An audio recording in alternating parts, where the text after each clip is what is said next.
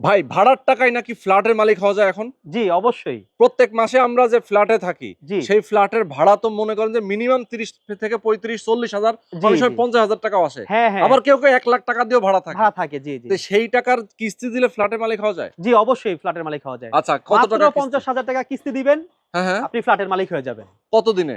আপনি 2 বছরের ভিতরে। 2 বছর? 2 বছরে ও মাই গড! 2 বছরে 50,000 টাকা করে মাসিক কিস্তি দিলে ফ্ল্যাটের মালিক। ফ্ল্যাটের ভাই মালিক হয়ে যাবেন। জমির যে শেয়ার মূল্যটা সেটা হ্যাঁ, তো মনে হয় আগে কেনা লাগবে। এটা তো কিনতে হবে। জি আচ্ছা, জি। মানে জমির যে মূল্যটা জমির সেটা যেটা আগে পরিশোধ জি করতে এটা হবে। পরিশোধ করেই শুধু মাত্র কনস্ট্রাকশনের খরচটা মাসে, মাসে কিস্তি। হ্যাঁ, হ্যাঁ। এই তো? অলরেডি আমার চলমান কাজ। আপনি যদি দেখতে চান আমার আচ্ছা, এটা একটু চলমান দেখাই কাজ। দিই চলমান কাজ। হ্যাঁ, হ্যাঁ। দেখেন। Already wow! আমার এটা চলমান কাজ। এটা আমার এমন না যে পাইলিং করব, হ্যাঁ, দেন হ্যাঁ, হ্যাঁ। দেন কিছু করব এরকম না। এরকম না। আমাদের ছাদ হয়ে যাচ্ছে, বাহ! ফার্স্ট ফ্লোরের ছাদ হয়ে যাচ্ছে। ওকে। জি, এই ছাদ হয়ে গেলেই আপনার মনে করেন যে কাজ শেষ প্রায়। কাজ শেষ প্রায়। তো এরপর থেকে তো প্রতি ছাদ হবে আর ফ্ল্যাটের ডিজাইন তৈরি হয়ে যাবে। এক্সাক্টলি। তো যারা আসলে বিস্তারিত আপনারা জানতে চান, স্ক্রিনে নাম্বার দেওয়া আছে, তালেব ভাইয়ের নাম্বার দেওয়া আছে। জি, অবশ্যই স্ক্রিনে ফোন দিয়ে কথা বলবেন।